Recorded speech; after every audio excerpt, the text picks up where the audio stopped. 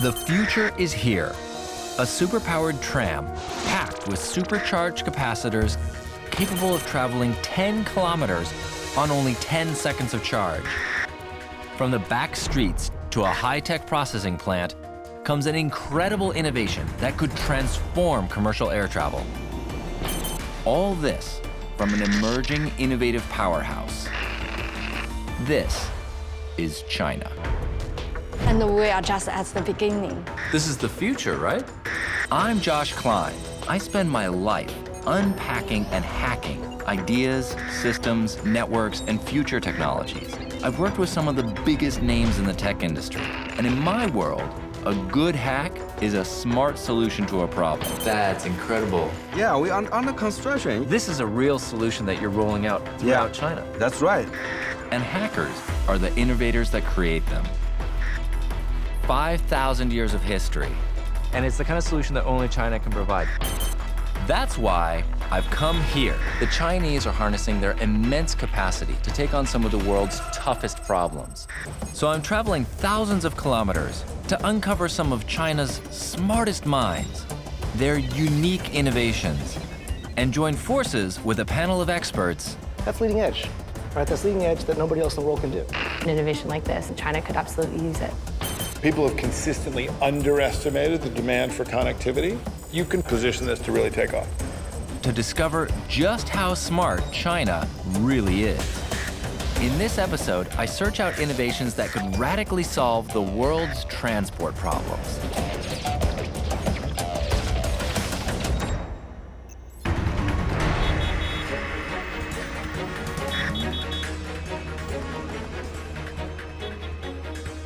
I've just spent the last 2 hours in bumper-to-bumper traffic, going nowhere. And the reason that I've traveled halfway around the world to do this is that traffic congestion is a big, gnarly problem, one that no one has even come close to solving yet. In my mind, if anyone can solve it, it'll be China, who suffers from this worse than almost anywhere else I've been. And if they can do it, maybe they can fix it for the rest of us. All right, we're going nowhere fast. I'm actually just gonna walk it. With almost 240 million vehicles and more than 7 times the number of drivers that there were just a decade ago, it's no wonder China's traffic infrastructure is feeling the pressure. This kind of traffic congestion is a daily occurrence. It's just part of the price that they're paying for their booming economic success.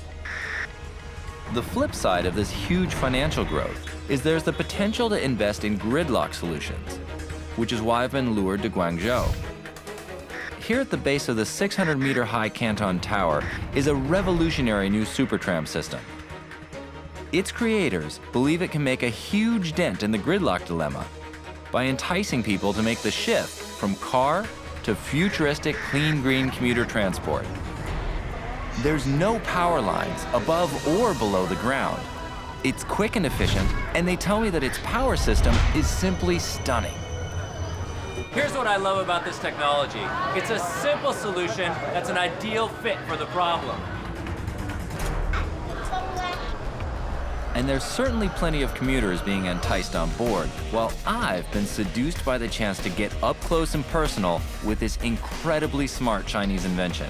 I've been promised the inside scoop by the world's largest train builder, CRRC. The company's vice chief engineer, Nguyen, is carrying on the vision of his former boss to realize this tech, an innovation he believes will go some way to solving gridlock and the downstream effects of pollution. We can do our best to reduce the air pollution and the energy consumption and give the city a very clean sky, you see. First stop, a test drive of the original model. This is the ARV train we use as a prototype to test our supercab flash charging technology. So this is the very first one ever? Yeah. And it's that supercap flash charging tech that's triggered my interest. There's no overhead lines in this pimped out tram as it carries its supercapacitor power pack on its back. Supercapacitors are like a battery, except they store, discharge, and recharge huge amounts of power extremely quickly. So this is where everything charges? Yeah, when the train reaching this platform, this current connected shoes will automatically activate and contact this power rail. And then 1,800 amp current to this. That's a lot of juice. Yeah. And fully charge this supercat within 30 seconds. You charge all your capacitors 100% within 30 seconds. Within 30 seconds.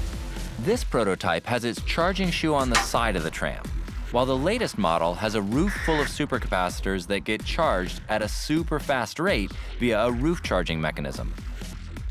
During normal operation, trams only need to stop for around 10 seconds to let passengers on and off, charge its supercapacitors, and head to the next platform and charging station.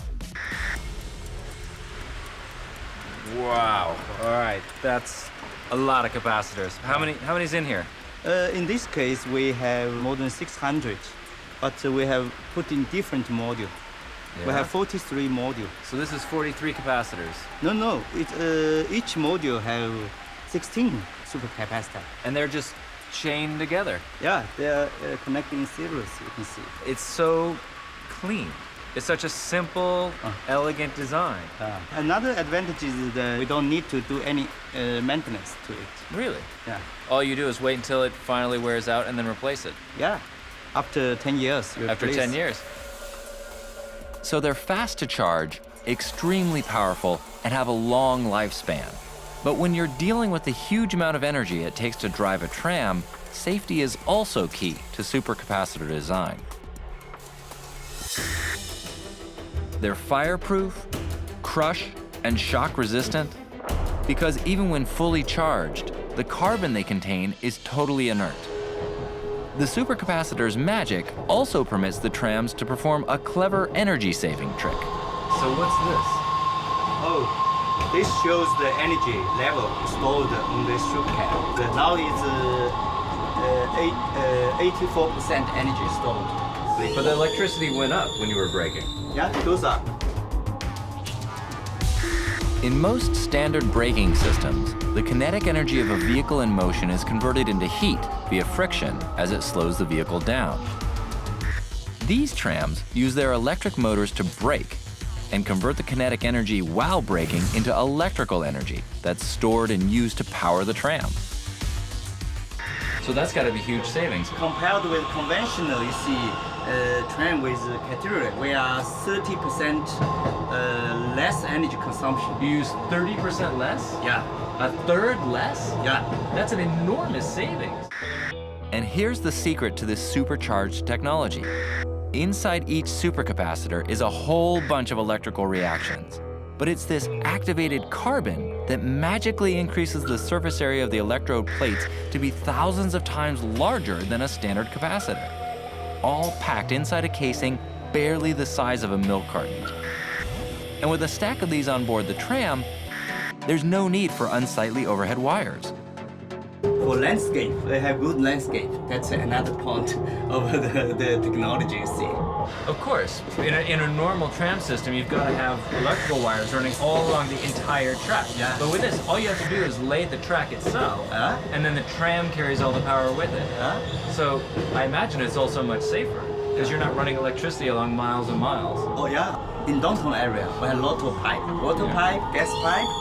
In rainy season, and cause the erosion of the pipe buried underground. Of course, an electrolytic reaction. So, I'd never thought of that, but it's true. I mean, if you're running an electrical current along miles of track, some of that's going to leak out into the soil. Yeah. And like you said, especially when it's raining, then that's going to go down and reach all the other pipes, gas pipes, which I don't really like the idea of electrical currents. So reduce the lifetime of this pipe. Right, so then it causes all those pipes to corrode and you have to replace them again. So the ancillary, the secondary costs must be enormous.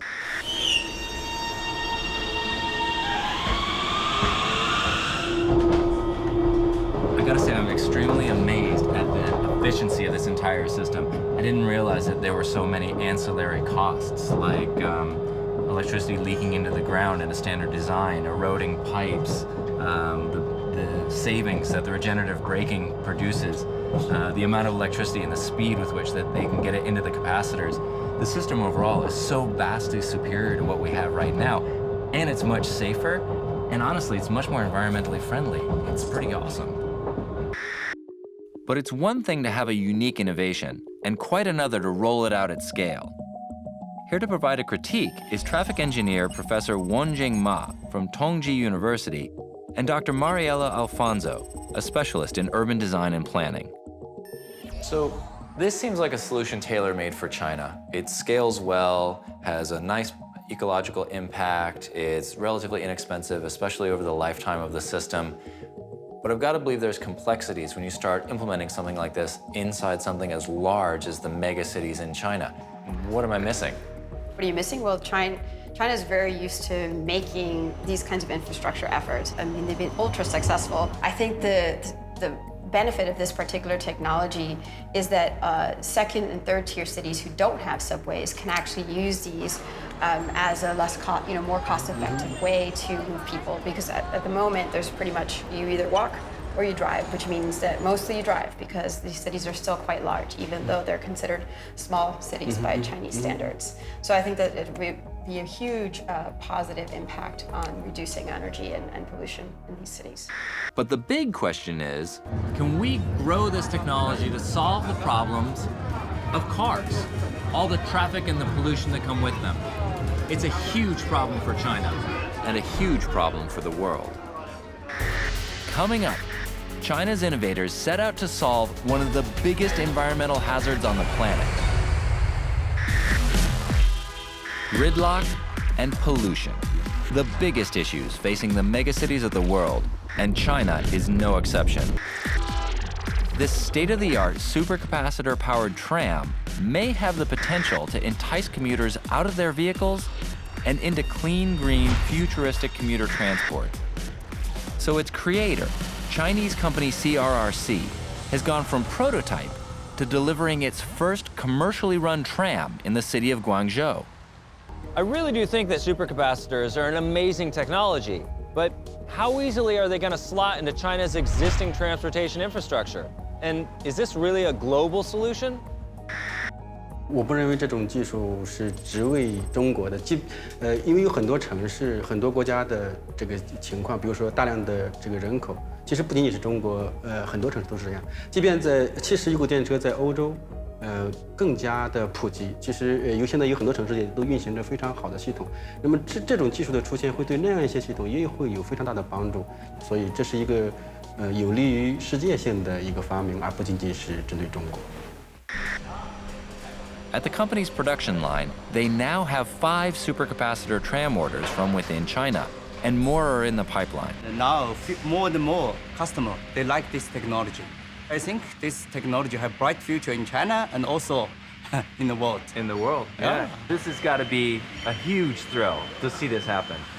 5 years ago, when we thought about this idea, we could not imagine we can put a supercab in the so long tram, you see. So we're very excited. Fantastic. So 5 years of hard work, and you've taken what was originally a small idea. Yeah. Weren't sure if it was going to happen, and now it comes true, and more bright future. And also, we can give the city a very clean sky, you see, in the future. Excellent. Blue skies and flowing urban traffic are a megacity's dream. If China can successfully roll out this innovation en masse, and see it create a huge drop in vehicle use and pollution, then you can almost guarantee its success around the world.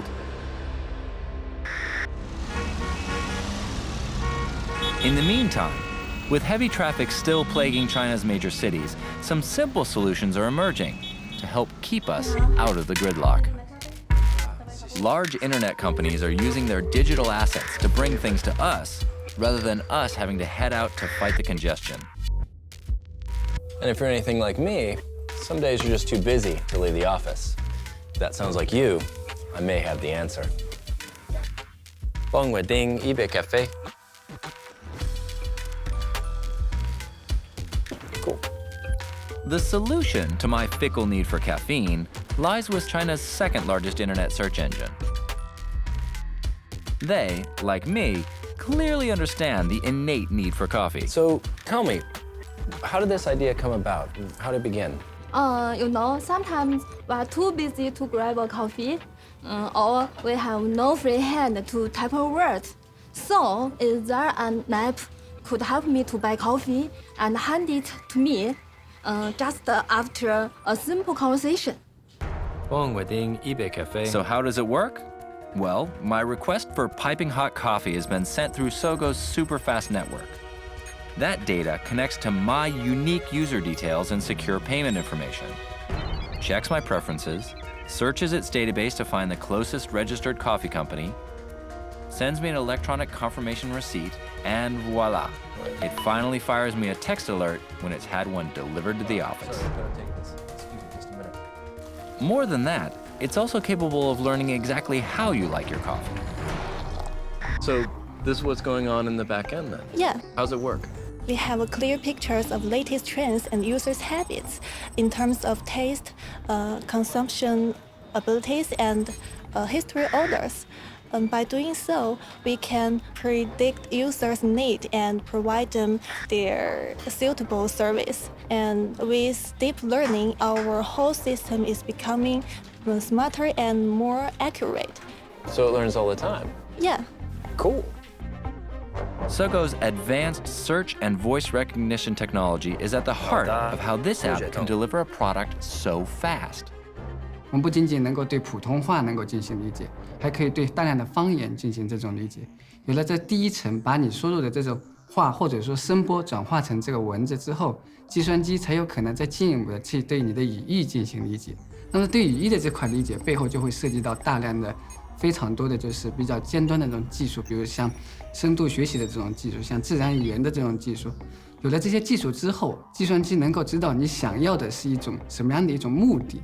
有了这种目的之后，再跟我背后已经构建了大量的这个服务的数据库，能够去做自动的这种匹配。That, combined with key connections between retail outlets, third-party apps, payment accounts, and the search technology to manage the user's preferences, makes for a highly personalized and efficient service. And it's not just coffee this app can deliver. There's a massive range of products and services on offer. So the idea is that once you're plugged in, these kinds of apps act as a sort of virtualized assistant, anticipating what you need and bringing it to you where and when you need it. I'm thinking Peruvian dinner and maybe a neck massage. Neck massage. Now I'm gonna have to work on my Chinese. Which I'll need as I'm heading to the back streets to unearth some very cool tech that turns sludge into liquid gold that can fuel a jet engine. I'm here in Beijing. It's gotten so bad that one of the premiers has declared war on pollution, and it started to shut down some of the coal plants. The problem is that pollution doesn't just come from cars and coal plants. There's bigger engines involved. Chinese scientists are joining with experts from around the world in an attempt to transform one of the biggest environmental hazards on the planet, air travel and the burning of aviation fuel. Here at Sinopec, one of China's largest petroleum companies, a team of experts are developing state-of-the-art aviation fuel. So you're manipulating it at a molecular level, so you can change how the fuel actually behaves. Yes, it will affect the fuel's performance. Professor Guanteng Xu is an expert on petroleum analysis. He's joined by Igor Zheng, a specialist in refinery catalysts, and Dr. Long, the man driving the research and vision. We do need to transform from the biomass to the alternative fuel. It's got the bright future, I think. In the future, the traditional soil energy will be consumed because it is not sustainable. Along with his development team, Dr. Long is hoping to radically change the chemical structure of aviation fuel to be cleaner and greener. To achieve that, they're working with structures smaller than the wavelength of light. This electron microscope is able to see into matter only a few nanometers across. This machine is the TEM. That means it's a transmission electron microscope. And the very high energy electron beam come from here and get the very high speed, struck the sample at this position. Okay, so that's the picture. Okay, so it's shooting an extremely powerful, extremely focused beam of electrons. Yes. Super small, molecular level. Yeah. Shooting it through there, and then you're able to get a view of it. And And how high resolution is this? How small is this? Yeah. Is it 20, yes, 20 it's nanometers? 20 nanometers. 20 Yeah. nanometers. Yes, So- this is 5 nanometer. To put that in context, a strand of human hair is about 40 to 60,000 nanometers thick, while a strand of human DNA is around 2.5 nanometers. In fact, if you want to get this kind of detailed information, maybe you only can use the TM instrument. Yeah. This instrument is very important for get this kind of information. Right. Different kind of the magnetic, the lens made the bigger. So you can see the very detailed information. Science is awesome. Yes. This level of magnification allows the scientists to manipulate its structure in an attempt to satisfy the sustainability needs of the aviation industry. A key component of that development process is the chemical catalyst. From a special catalyst designed, we can control a reaction fuels. Oh, so does that affect the fuel? How the fuel actually behaves? Yes, and can control the distribution of the in molecular layers for different components. So you're manipulating it at a molecular level to optimize the performance of the catalyst. And what's the end result of that? Does it make the fuel more efficient? Yes, it will affect the fuel's performance. And Sinopec are not only fine-tuning their existing fuel products in the lab, but they've gone a step further into the future. They're transforming a backstreet, black market cooking oil economy into a highly prized commodity, aviation biofuel. And it's down here on the streets that this incredible process begins. Okay, check this out. Whoa. Okay, for one, that's really gross. That's cooking oil, originally. But a lot of legitimate restaurants will dump this stuff out. Then black marketeers pull it out of the gutter. They clean it up until you can't tell where it came from. It's disgusting and a practice that the Chinese government has cracked down on.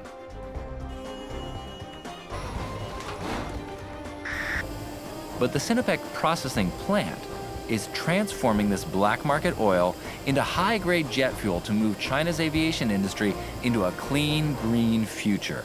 What they do is they take this oil, which is the same stuff. It's just that they filtered out the solids, but believe me, it's still really disgusting. And they pour it in here, where this is about to be totally transformed. All right. Oof. Yep, that's not right. Whoa! That scared me. How about you? Just a little bit. Whew. The process of transforming waste cooking oil into a biofuel is relatively simple, but creating aviation biofuel is something else entirely. It has to power a commercial jet engine flying at over 3,000 meters high. So what exactly do you do to the oil to transform it into a fuel? First, we don't need the oxygen, so we need to remove it. And then burn in the aircraft engine. It needs a smaller molecular size. So we need to crack the oil molecule into a smaller molecule. And then because the working conditions in aircraft, the temperature is quite low, so we need to reduce the freezing point. After some complex handling at the plant, unique chemicals are added to prevent ice buildup and corrosion, while also keeping the fuel from gumming up the system. After years of R&D, Sinopec now have a fuel that's taken them into China's history books. I'm on a quest in search of Chinese scientists, entrepreneurs, and innovators. My journey has led me to the Sinopec Changping Labs, where this petroleum and chemical giant has set itself the goal of creating futuristic fuel, turning discarded toxic cooking oils and animal fats into state-of-the-art biojet fuel. This modern-day alchemy hasn't come easy. It's required big thinking at a molecular level. Here's what's beautiful about this. We've transformed toxic sludge, junk oil out of the gutter into this extremely powerful jet fuel. Don't buy it? Check this out. Whoa! Yeah, that's got some juice. Check that out. That's some power right there. That is hot. Enough power to change Chinese history. On March 21st, 2015, China's first cooking oil-fueled flight took off from Shanghai's Hongqiao Airport. A Boeing 737 jet using a 50-50 mix of conventional jet fuel and biofuel. Tackling a major environmental issue and solving a public health concern all at the same time. But what do my specialists think? Is this really grease to gold, or just a flash in the pan kind of concept? 我觉得这是尤其是非常重要的一个发明，因为到2020年可能有超过30%的航空燃油会来自于这种生物的这种油量。那么因此呢，这种技术的发明不单是说解决了这样一些我们所谓的废物再利用的问题，让这些点石成金。那么另外呢，其实也是为这个航空为这个燃油提供了一个非常重要的原料。那么因此，我觉得这是一个非常有意思也是非常有意义的发明。Me as a Westerner, I absolutely love the street food. That really brings people to China. So I think to get rid of the negative connotation by using this gutter oil, getting rid of the black market, using it for something good, I think it's all around a great solution. A solution that Sinopec are continuing to evolve as they attempt to reduce China's carbon footprint. The question is, how fast can they produce the volume the airline industry really needs to have an impact? Back on the city streets, roads are still congested, and like the evolution of biofuel, necessity here too may become the mother of invention. Well, it's certainly true that many cities around the world have bad traffic. China's got it worse than most. In fact, there's more drivers in China than the US has people. But equally, there's a growing surge of innovators desperate to turn this around. I've been led to a Chinese company that believes it has a solution for short-range commuter travel with a super green tech called Ninebot. I'm here to get the lowdown from Lufeng Gao, the founder and CEO of Ninebot, the world's largest company in short-range transportation. Joining Gao is engineer Li Pu, vice president of robotics. So I've been stuck in traffic all day. It's taken a long time to get here, and I hear that you might have an answer. What's a Ninebot? Ninebot? That's Ninebot. Ninebot is a very cool portable transportation device that weighs in under 13 kilos. It can travel up to 35 kilometers on a single charge and has a top speed of 22 kilometers an hour. Perfect for short-range commutes. So this thing goes really fast. Sure, yeah.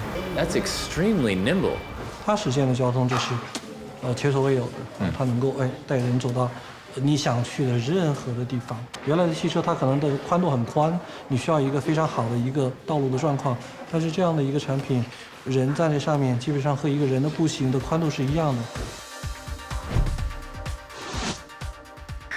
One thing that's a mystery to me is how the thing stays upright. How's this thing balance itself? It's called self-balancing technology. So basically, there's a gyroscope installed in the system, and I can show you with this pencil.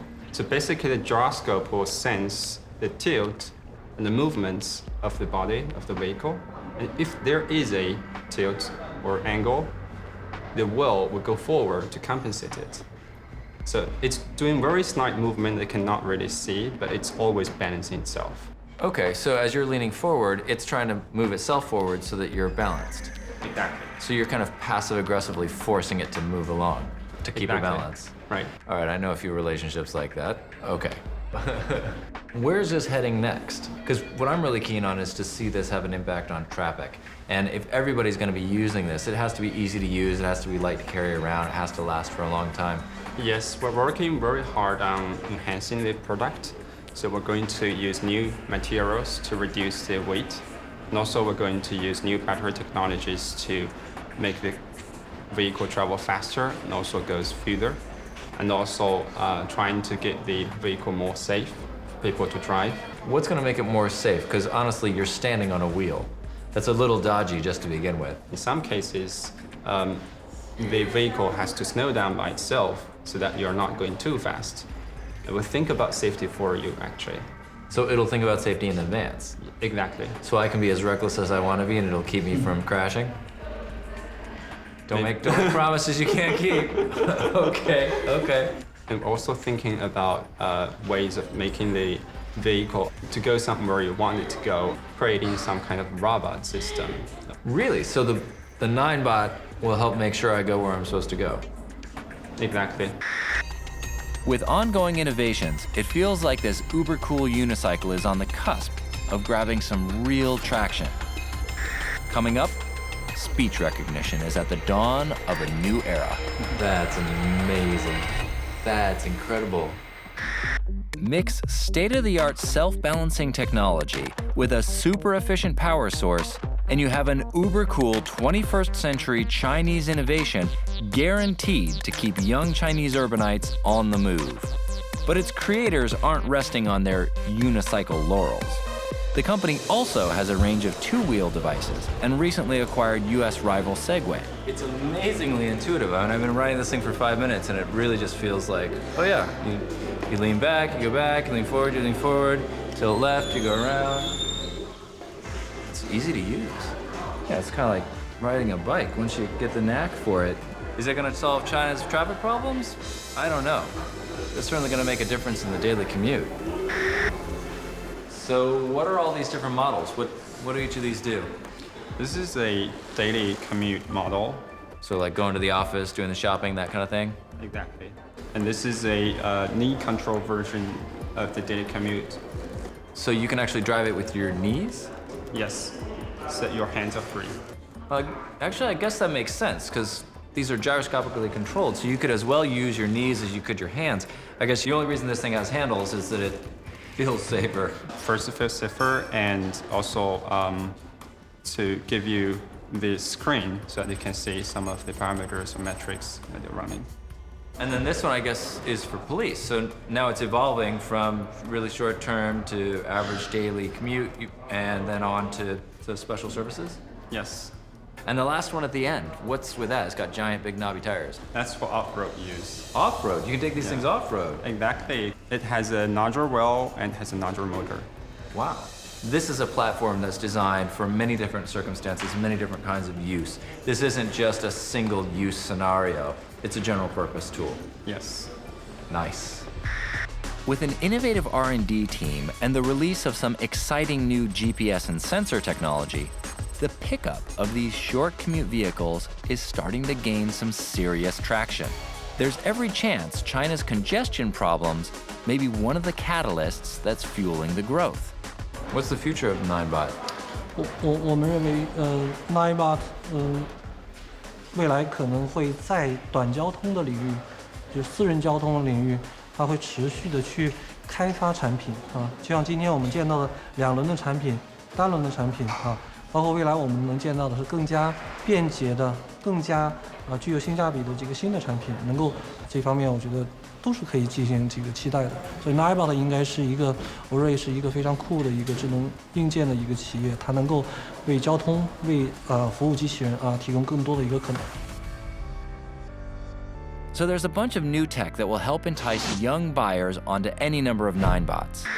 But does it really have the potential to make a difference to congestion issues? So for me, this is a lot of fun. It's enjoyable, it's entertaining, but is it actually going to have an impact on traffic? 我认为这种装备应该讲它和其他的我们现有的装备，比如说自行车。公交车，包括汽车可能是不一样的。那么当然，它也可能会，特别是在短距离这方面，会吸引一部分人，不坐汽车、不骑自行车，而用这样一种装备，这会对我们的日常生活，特别是我们交通的便利性的提高有非常大的帮助。So the 9bot gets a vote of confidence, and along with growing sales, it may start to be part of the solution for some urban environments. My ongoing hunt for groundbreaking technology that'll keep China on the move has led me to this man, Su Wei, Deputy President of Research at China's #1 speech recognition company, iFlyTech. Su Wei is a bona fide genius, a heavyweight in the global speech synthesis arena.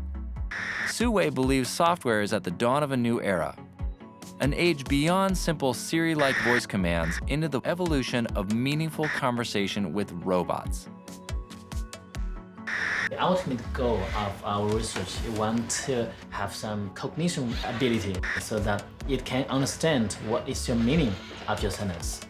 The evolution of speech recognition has seen vehicles fitted with technology to keep Chinese drivers' hands on the wheel and on the move. Can we get GPS on this? Yes, of course. While vehicle voice communication isn't groundbreaking, iFlyTech's accuracy level of over 95% are, and have them leading the 银 field. 行语音助理，我想去新桥国际机场。已为您导航到合肥新桥国际机场。 What about a little music? Oh yes，我想听《甜蜜蜜》。正在搜索歌曲《甜蜜蜜》。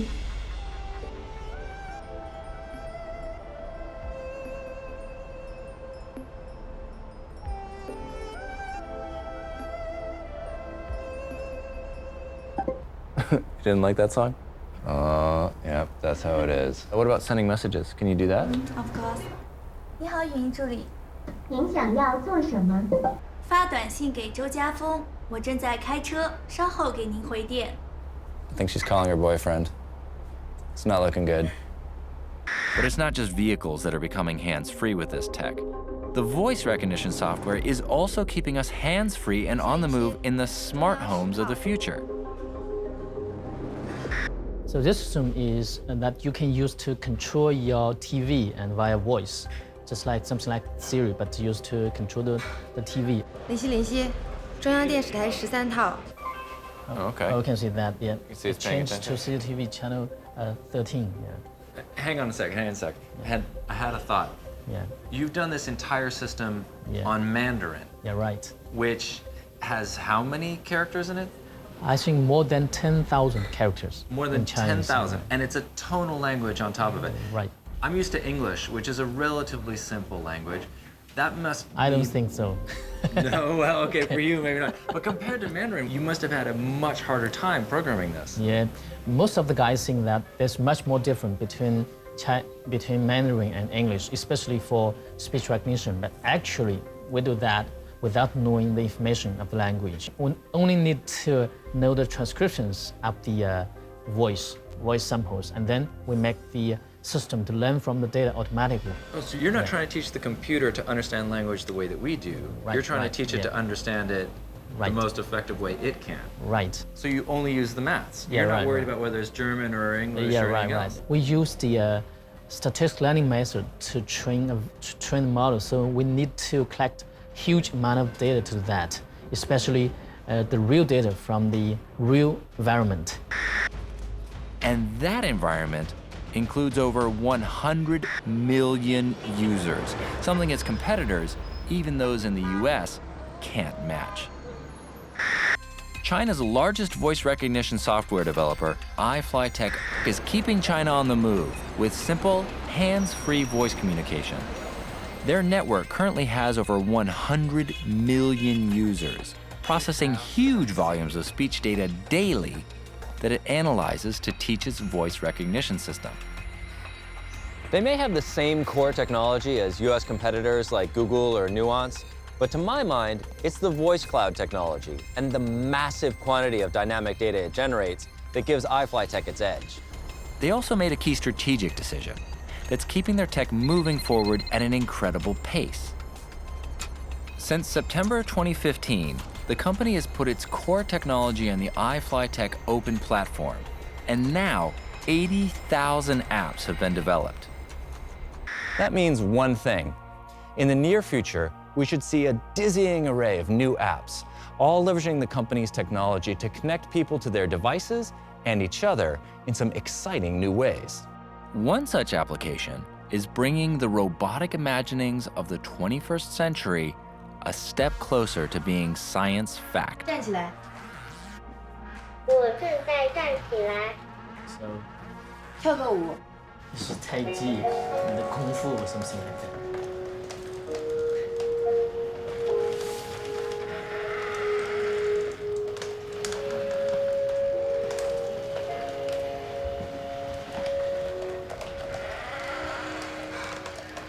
Wow.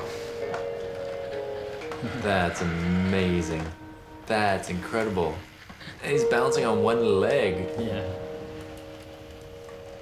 You're able to control the robot the same way that you can control the TV or the air conditioner or anything else.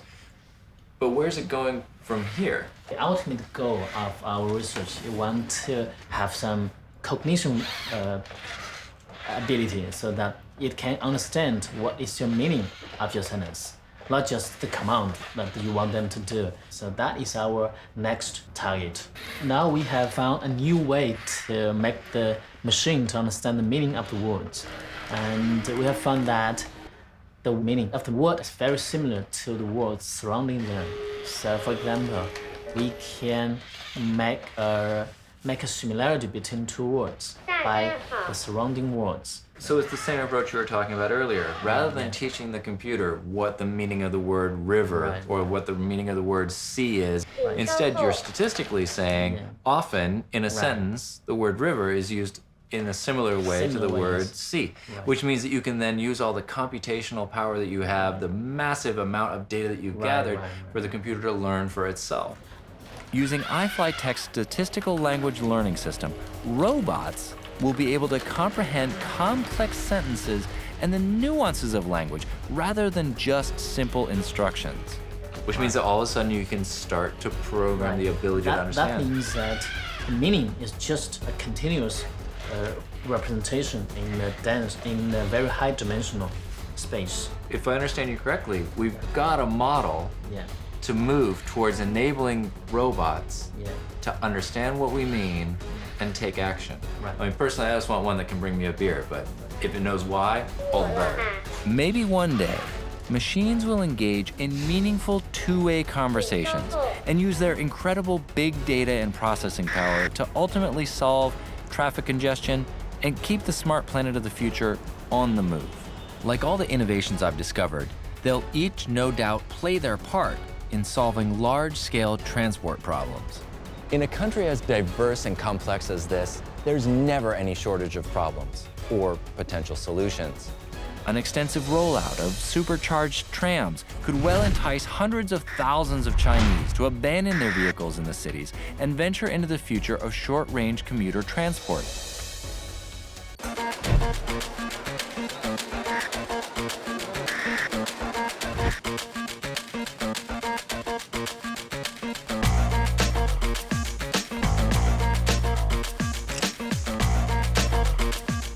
So I'm not actually a creepy stalker, I just like the guy's jacket.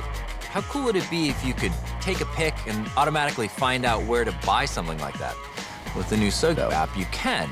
You fire up the app, you snap a picture, you upload it, and it automatically tells you where you can get it and for the best prices.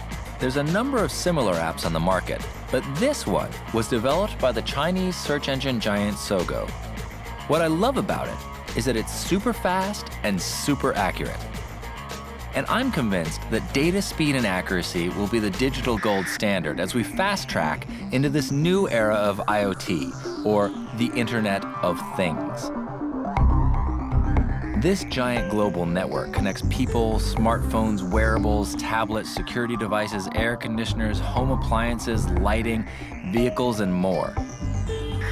26 billion connected devices moving 50 trillion gigabytes of data by 2020. But the US Federal Communications Commission has warned of a potential global disaster as the volume sent through existing wireless networks expands to dangerously high levels. We need a solution, and some suggest we need it fast. Enter a tip-off from a tech colleague who's led me to a Professor Nan Chu, professor of optical communications at Fudan University in Shanghai, and an expert in a range of optical communication technologies. What we are doing is make light more smart. The light can talk. very high-speed data transmission. Professor Chu and her team are on the cusp of a data revolution. It's so fast. And we are just at the beginning. This is the future, right? It will change your life. Like some of the greatest inventions ever created, the concept is so simple and yet so hard to believe. This is futuristic data transmission using just LED light. So you think you can take existing lights and convert them to transmit data? Yes, because currently there is a revolution in illumination. People will use LED for the source, light source for illumination and display. So we can use this kind of LED for communication. So just the standard LED that's blinking on your coffee maker or any, because like you said, candle, because it's kind of solid state light source, so it can modulate very fast. It can support such high speed transmission. The innovation is called visible light communication, or VLC. And instead of using Wi-Fi radio waves or fiber to move data, this technology sends it purely through the LED's light itself. We have a network camera over there, and this is Canon video camera, has very high resolution video, and we convert the video signal into light signal, transmit over several meters length. And here is the receiver. We will convert the light signal back to video signal, and we can see from this screen that is a camera, that is a video, what we get.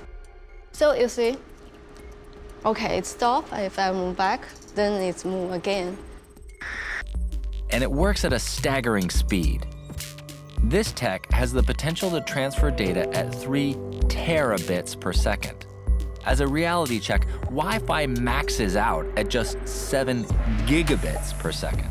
so basically what you're saying is the fastest cable that we have out there, this can do better than that, and it can do it using existing infrastructure, the lights we've already got built into everything around us. Yes, and also this light will not do harmful to human health.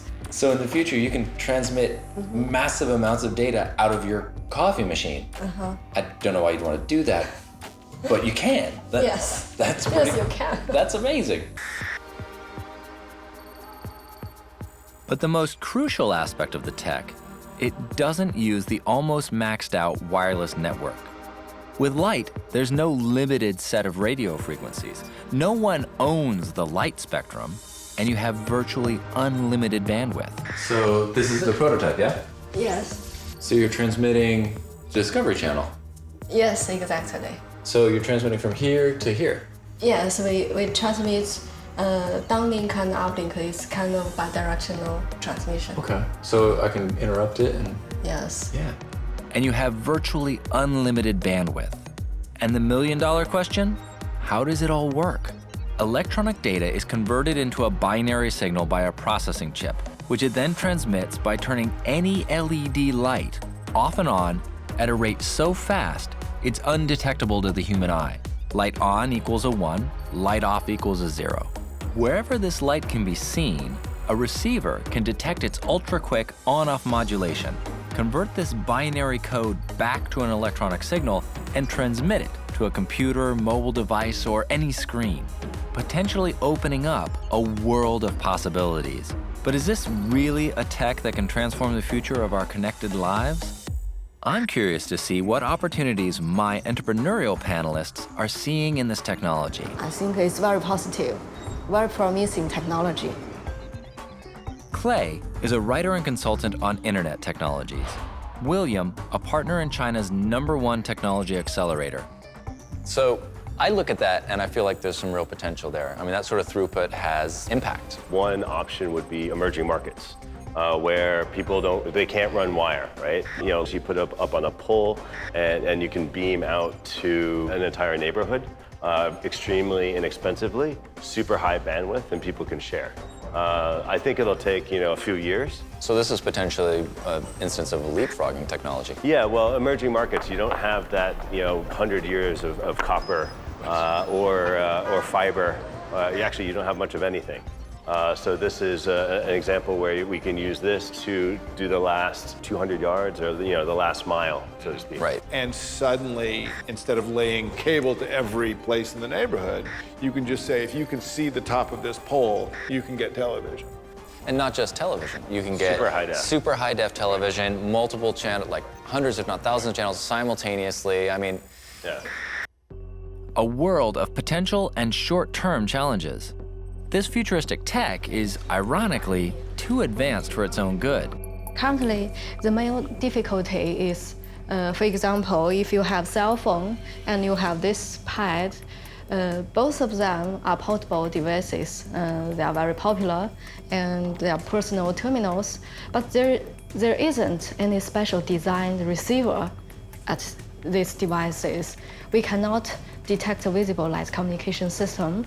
They need an integrated chip, very fast speed. Sure, a camera can detect visible light, but the speed is quite slow. It's around 30 frames per second, maybe faster mode, 120 frames, but it's quite slow compared to our visible light communication.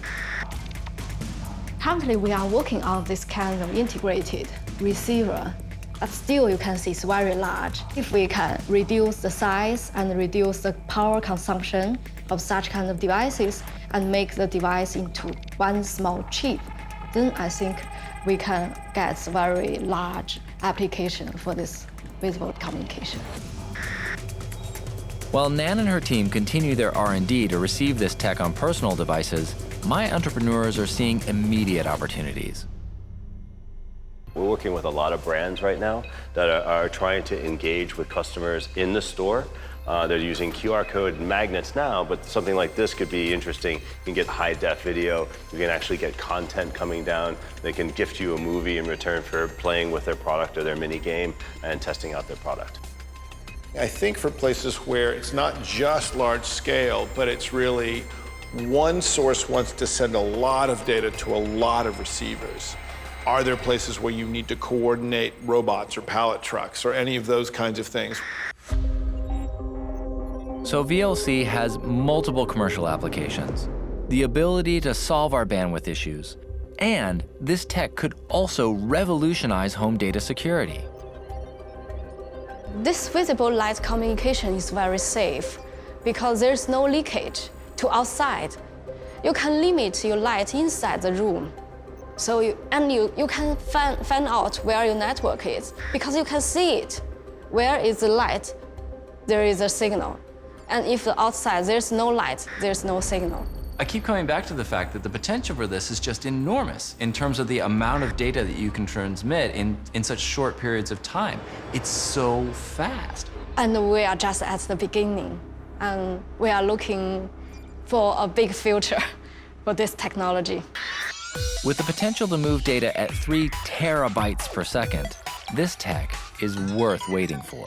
And China is positioning itself as the leader in the smart new interconnected world of tomorrow. A world of not only incredible data speeds and possibilities, but amazing 22nd century biomedics. Whoa, whoa, whoa, you're connecting circuits to nerves? Yes. That's the future, baby, right there. The Internet of Things, the IoT. Networks of machines or things that communicate with one another, including us, the human user. One of the first machines networked into this brave new world is the smartphone and the millions of cloud-based applications it runs. Even my simple app is brought to life by its connectivity and the sheer volume of dynamic data communicated. In the space of a few seconds, it uploads picture data, analyzes that information using complex algorithms, trawls Sogou's massive database, and feeds real-time data back to my phone. So how does it work? Well, most street fashion photos have complicated background. We adopt the deep learning techniques to solve the problem. The computer can auto-analyze the user's focusing area and find out the main part of the picture. Essentially, the system analyzes the image data and removes the extraneous background imagery. And what does it do with the parts? We will quickly match the main part to to over 1 million pictures in search engine database and find out the same or similar products. Yeah, that's right, 1 billion products. And Sogou's search engines trawl through this data at incredible speeds. But getting that information to the user on the street is where the data speeds can lag. But with VLC technology, users with line of sight to a transmitting LED could have an almost instantaneous response. It would deliver the app's pricing data in a split second, a crucial part of the app's functionality. For every commodity, we provide his price trend. As you can see, it has dropped to the lowest point. We also provide the price comparison, which covers all the e-commerce websites. Users can easily find out the cheapest one. So you can not only find out what's cheapest, but when it's cheapest. Yeah. Cool. We collect over 1 billion data from online shops. Then we create the same commodity groups using the text and graphic techniques. Actually, besides the price, we can also compare the sales, comments, and so on. But if there's one thing that this app, and China, does well, it's generate and manage massive volumes of dynamic data, which is exactly what this next piece of lo-fi tech needs to transform China's massive food distribution infrastructure into a state-of-the-art, super safe supply chain. This is how food gets distributed in China. And that's the problem. There's thousands and thousands of small farms, small distributors, and small markets like this. The issue is that with so many people along the chain, it's impossible to tell if an error occurs. So that guy might have run out of watermelons. And as a result, he picks them up from the guy he met in the parking lot. But he doesn't know that they're 3 weeks old.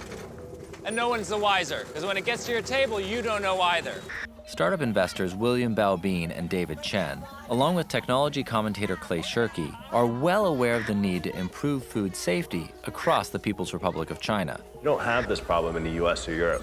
You have this problem mostly in emerging markets. So it's an emerging market innovation for other emerging markets. The big question in my mind is, how do you roll out something like this that requires more effort on the part of everyone along the distribution chain to buy into this, especially at the size of a country like China? You have to put monetary incentives in place so that it's worth people's while to put in this type of tracking. Consumers have already proven in China that they're willing to pay for good product, for clean product, for food safety. So it's just a matter of taking that up all the way into the chain.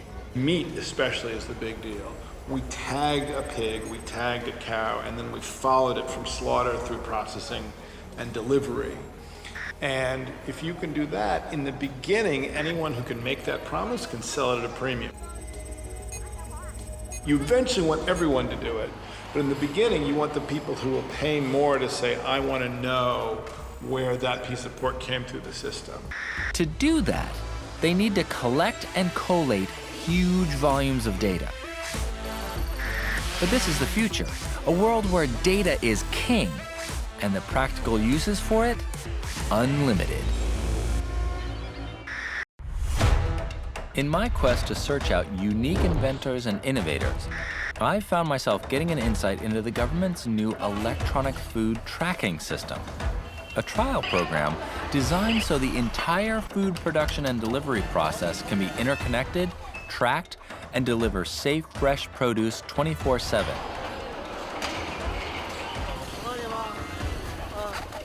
也就是取缔了这个传统的这个对手交易，那么买卖双方呢都是办理这个卡，卖方呢办那个户主卡，买方办买主卡。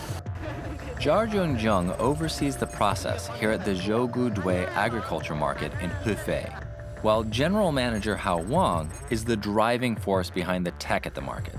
无论是对上游的货物的这个生产者，包括像我们流通环节的这样的这个经销商，以及下游的这个，比如说零售者或者说是消费者。交易的时候呢，通过这个刷卡交易，买方的这个现金呢就直接划入这个卖方的这个卡里面。 So how does it work? About 300 vendors' trucks pull up here every day. 然后我们在这个电脑里面输入他们的信息，包括它的货种的名字，包括菜的品种和它的产地。那是什么品种？蒜苔。蒜苗。对。 Meat product data is also input into the system, including the farm the animal was reared on, even details of its vaccinations and quarantine inspections. 追溯链条，我觉得呢，这个从源头一直到流通到最后的终端消费，全部都在这个链条里面。民以食为天，食以安为先嘛。我们也是为了确保这种，我们承担起更好的承担这种食品。 And it's this level of duty, detail, and the volume of data that drives this system and ultimately the Internet of Things. With almost 1.4 billion mouths to satisfy, China's food needs are immense, and distribution centers like this run 24/7. The hope is that this technology will ensure retailers can buy with the full knowledge of where their food was grown, reared, vaccinated, and distributed. But this Ministry of Commerce e-food tracing system needs one more piece to the technological puzzle. And that's led me to the China Information Development Company and this man. An Rongyong is a key player in the development and integration of a unique mobile app that springboards off the back of the Ministry of Commerce's tracking system and puts food safety info into the hands of the end users. All right. So can you show me this app? Show me what it does. OK， 就是从这个二维码扫描出来以后，就是这个不管是蔬菜还是这个肉，它从种养殖开始，到最后进入到市场，然后到这个从批发市场再到零售市场，然后直到老百姓手里。 老百姓这个一扫这个二维码，就可以把整个链条上的这个信息全部可以追溯出来。Customers can find out how long a product took to get to the wholesaler, how long it was there, and subsequently, how long it's been on the retailer's shelf. But equally as important, the vegetable data includes what pesticides or herbicides were used during production, and also what preservatives were added after harvesting. Meat product data includes vaccinations and any additives used during processing. You can track the food all the way from the farm to the end consumer, and then the consumer can look back and see what happened at every step along the way. Excellent. Yes. More than that, consumers can also use the app to share feedback on the retailers and the names and locations of stores with the best food prices. 然后这样的话，就是这些信息都有了以后，对老百姓来讲，他就是这个一方面他可以吃到放心的菜，另外一方面他可以买到这个便宜的菜。这个应用的话，在目前我们市场上是非常受欢迎的。So we all agree that the demand is there, the technology is there. It's a question of adoption. If it was a consumer adoption problem, this would already be solved. If you could say, would you pay a little more money to know that you're feeding your children safer food? Yes, in a heartbeat. That demand is there. It's adoption of the people in the middle of the chain for whom squeezing the price out of the delivery chain rather than being able to raise the price at the end is the current set of incentives. And realigning incentives in a market is a really big challenge. Yeah, I'd agree. I mean, basically, the regulators need to do their job, but I think the technology is available. I mean, for example, Angel Invest and also SOS Ventures, we invest in a company that does QR coding for anti-counterfeiting. And that technology is widely applicable to something like this as well. Basically, we can actually put one of these codes on a piece of meat and scan it and actually know the details of where that meat came from, whether it's authentic, whether it was properly handled in the supply chain, things of that sort. So the tech is available, basically. Yeah, and this is a real problem that people are trying to solve right now. It's not a 3 to 5 to 10 year type of thing. People are interested in doing it, and consumers can get involved, and that's the key thing. You want to make sure that the populace, the people, that the consumer is sitting there and part of the process, so they can go out and they can check and they can feel safe that what they're buying is the real deal. A huge challenge, but one the Chinese government is clearly committed to. The electronic tracking system has been expanded to over 50 cities with ongoing monitoring to assure that the food that leaves the slaughterhouses and wholesale markets are in top condition when they arrive at the supermarket.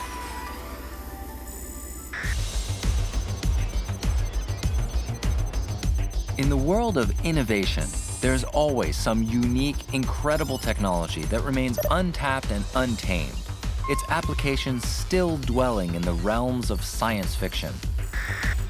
I've been lured to a research facility in Tsinghua University in Beijing to meet this man, Professor Jing Liu, from the Biomedical Engineering Department of the Medical College of the university. His research group have developed an incredible self-fueled liquid metal, a metal alloy that behaves strangely like a living organism. This is the liquid metal, yeah? Right. So show me what it does. Yeah, we can put some salt water inside, just cover the liquid metal. Put one electrode, touch the liquid metal, another just put inside the electronic system. Whoa, okay, yeah, wow. Wow. That's amazing. Just change it into a single sphere. That's amazing. It's become liquid metal. So you can easily use electricity to control. This is cool. Yeah, I mean, just by moving the electrodes around, you're able to change the shape of the liquid metal and at relatively stable temperatures, yeah? Yes. So close to room temperature? Room temperature, just at the room temperature. That's wild. I mean, that's kind of like saying, yeah, I'm gonna melt my car and put it in the garage because it's smaller. You can see that just by touching it with the different poles, you get totally different reactions. Here it's become relatively static. Here it suddenly becomes fluid, and it's moving around on its own. And that's due to the electrical field, causing it to rotate inside the water. This liquid metal is incredible. It turns fluid at less than 30 degrees Celsius, and it reacts instantly to an electrical current. The rotation, so you can see here, the liquid metal just takes self-rotation. Yeah, without even touching it, just by putting the electric field around it, it's rotating inside the water. So this rotation will drive the flow of the surrounding liquid. In that case, it can serve as a pump. Wow. Soft pump. Wow. Yeah, without any moving parts. Yes. Because it's an electrochemical reaction. Yes. Wow. Wow. It's like a little motor, except made out of liquid metal. That's incredible. I've never seen anything like that. I've never seen anything like that before. But this metal has another amazing quality: the ability to propel itself without electricity by consuming other metal as food. Yo, look at that. Wow, he was hungry. Totally ate it away. That's wild. That was weird. Look at it go. Consuming aluminum causes the alloy to spin and propel itself in the dish. Yeah, but the thing is, it's still spinning around like crazy. So this is without any electrical current at all. Yes. That's strictly a chemical reaction. That means this liquid metal doesn't need a complicated external power supply to move. Just drop it in an aqueous solution and it propels itself by consuming food, just like a living organism. It can move itself and deform its shape according to the space that it travels in. What's equally astounding, a single drop has enough power to move for up to an hour. Okay. I'm convinced that's really cool. I mean, it's neat to be able to do that. And I've never seen materials that act like that before. But what do you do with it? This can be used to make some soft machine. So just as you watched, the liquid metal sphere will self-rotate. Professor Liu believes this technology could pave the way towards a future of self-propelled, shape-shifting robotics. While its use in propulsion and cybernetics evolves, Professor Liu has found another unique application: as an ink that can print electronic circuits on almost any malleable surface. Whoa! So, if you can print this onto any surface, and it's flexible, and it's conductive, and you can attach any kind of sensor to it, can you put it in a person? Actually, we have published papers for demonstrating. You've already demonstrated this? Yes. You could actually print this under my skin, put a a sensor network in my body. Yeah, just use some injectable liquid metal. With some. My 12-year-old in me is freaking out right now. This is sci-fi right here. So you can put circuits under the skin. Yes, under the skin and also on the skin directly. Then we can input some electrical stimulation for some functional recovery. But for the inside, we have demonstrated using the liquid metal to electrically connect the broken nerve. In that case, the signal can be transmitted across the damaging. Whoa. You're connecting circuits to nerves? Yes, above the skin. And on the skin? Yes. And then also connect that to different sensors, power sources? Yes. That's future, baby, right there. The medical implications could, to my mind, be life-altering. But is my enthusiasm overrated? Are there enough clues in this mysterious metal's properties to make our experts believe liquid metal has solid gold potential?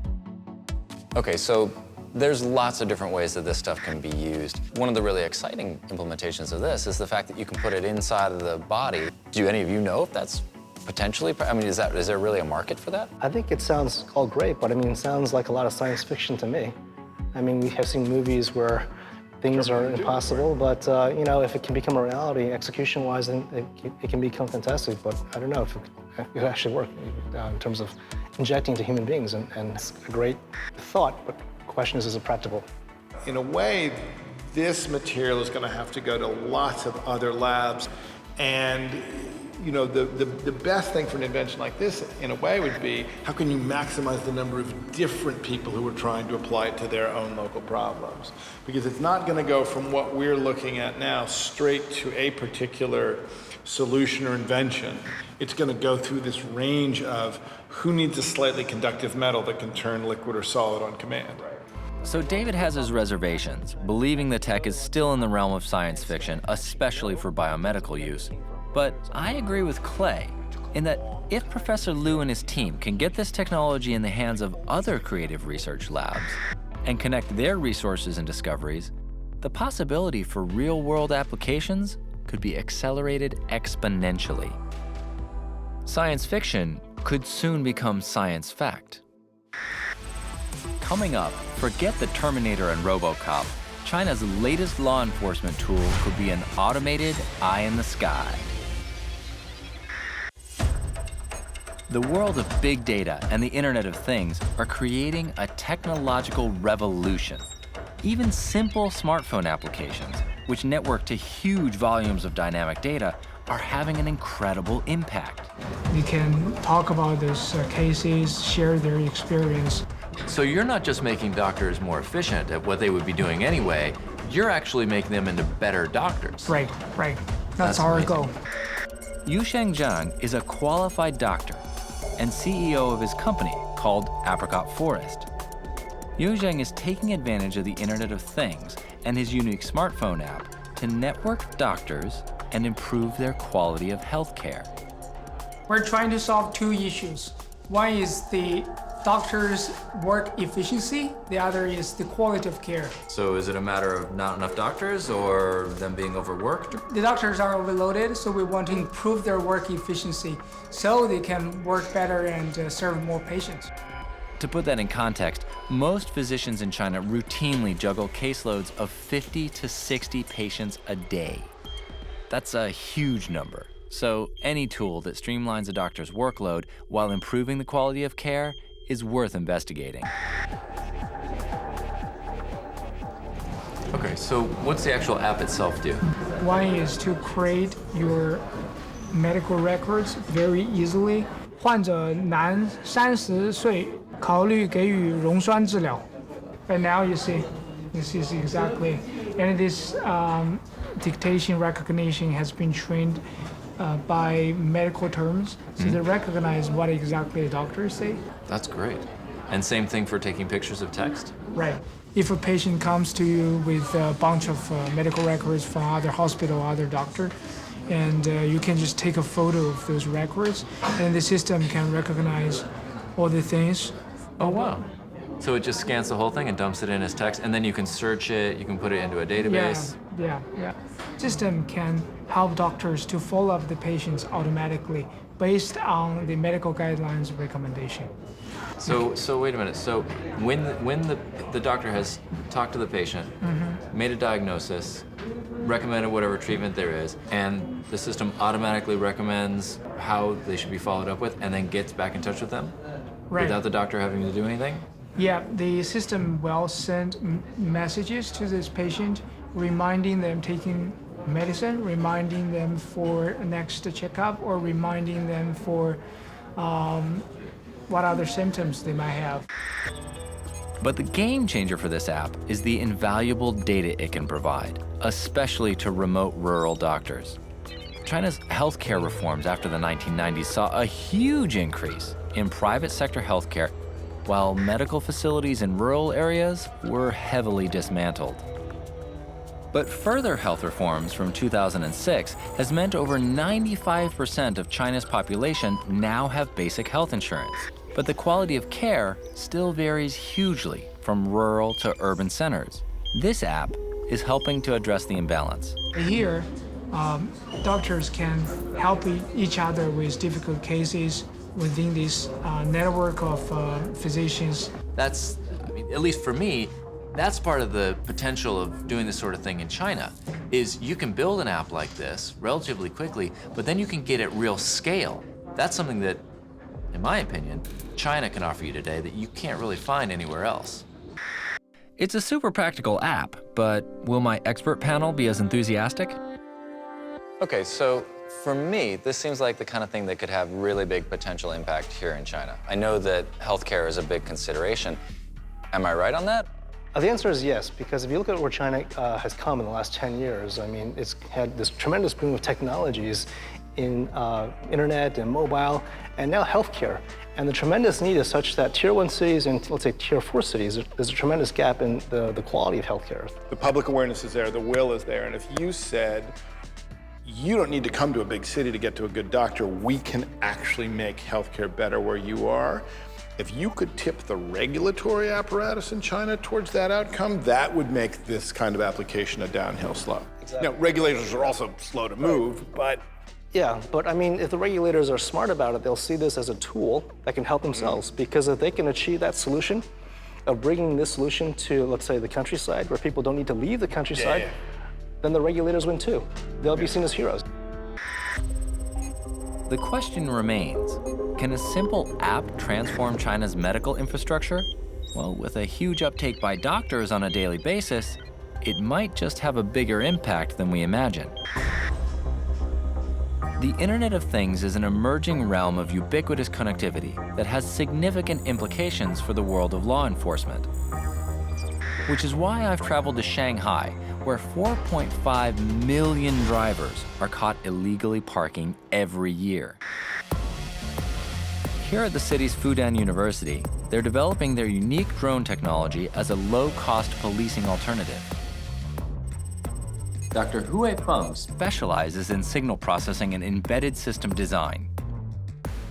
He's leading a team working on a drone platform co-created by Chinese civilian drone company DJI and US chip giant Intel. Hey, so this is the drone in action? Yeah, you just see the video we captured from the drone. Identifying cars, identifying where the license plate is, then reading the license plate, and then analyzing whether or not the car is parked legally or not. Yeah. Transmitted to the ground station to tell the policeman this car has parked illegally. Yeah, so you can tell the police to give them a ticket. It's a story. It's just a concept, you know. So here's how it works. Dr. Feng's drones are pre-programmed with the GPS coordinates of all the no parking zones in a given area. When the drone flies over these, it can detect if a car is parked illegally, record its number plate, and transmit the information to the control station, thus taking all the legwork out of parking enforcement. But there's something even more impressive about the tech in this drone. We don't have to manually interfere with the control system. We can just solve the problem itself. We have plotted a series of waypoints into the flight control system. So our drones can actually commence navigation by itself. And we designed a star and a pentagon into the track. So when you look at the drone flying autonomously, you can see it's actually drawing a star and a pentagon.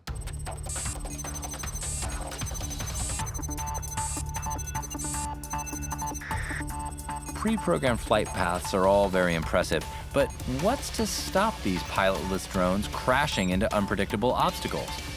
Well, a whole whack of cutting-edge tech, of course.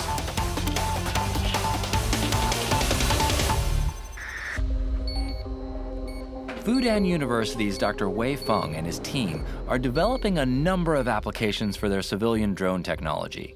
This one could help police illegal parking. The final challenge is for these remote drones to navigate with obstacle avoidance technology to ensure their safe transit around the city. It's quite complicated to detect different types of obstacles. So we decided to combine different kinds of sensors to make a more accurate judgment about the obstacle around the drone. Drones navigating through cities will have to avoid permanent structures, such as bridges and power lines, as well as react to unexpected human activity. This system consists of an array of ultrasonic rangefinders and a set of integrated visual cameras running some of the most advanced computer vision algorithms in the world. Use the ultrasonic detector. It can measure the distance between this ultrasound sensor and the obstacle. When I put my hands down and up, the ultrasonic can detect and calculate the distance, so it's very accurate, millimeters accuracy. The basic ability to detect the distance between the drone and the obstacle around the drone is crucial for a drone. Safety is the most important if we want a drone fly over the streets, fly in an urban environment.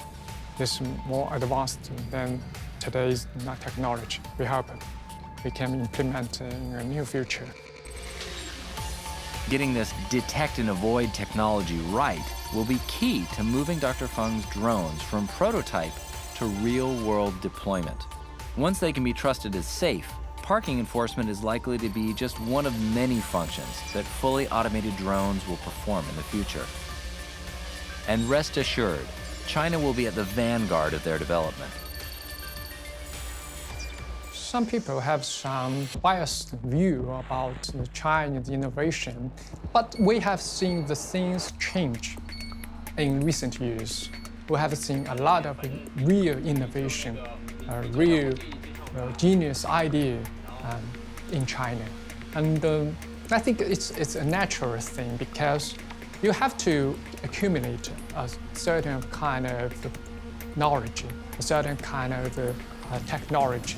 And then you can have your own idea, and you have the power, you have the ability to do some more technology innovation to the future. Dr. Feng is 100% correct. China may be an emerging market, but its level of innovation and technological growth over the past decade at least has been staggering. All thanks to big data, IoT, and Chinese innovation. A recipe to transform not just China, but the world. Creating a smarter planet for the future doesn't mean negating the past. In fact, quite the opposite. To my mind, future tech plus traditional wisdom equals a smart future, especially when the tech is a quirky, out-of-the-box innovation. And this is it. It's a simple little app that lets you diagnose conditions by taking a picture of your tongue. It's that simple. So how does a simple app help to diagnose the well-being of my body by looking at a picture of my tongue. It's all to do with a new trend of taking historical knowledge and giving it a smart, new, futuristic edge. In this case, it's TCM, or traditional Chinese medicine. TCM believes that the tongue is one of the key windows into the condition of the body. Mr. Kuo Zhang, the head of Sogu's Internet Health Project, explains the data behind their alternative lifestyle app. Our product mainly identifies the 4 aspects of the tongue to help make the self-diagnosis. Color of the tongue floor, and color of the tongue body, and the whiteness and the dryness of the tongue, and the shape and texture of the tongue. So how will it work? Well, the front end of this app gets me to take a photo of my tongue, input any other information about my well-being, and uploads it all to the application's server. The back end then correlates my self-diagnosis data through Sogu's search algorithm.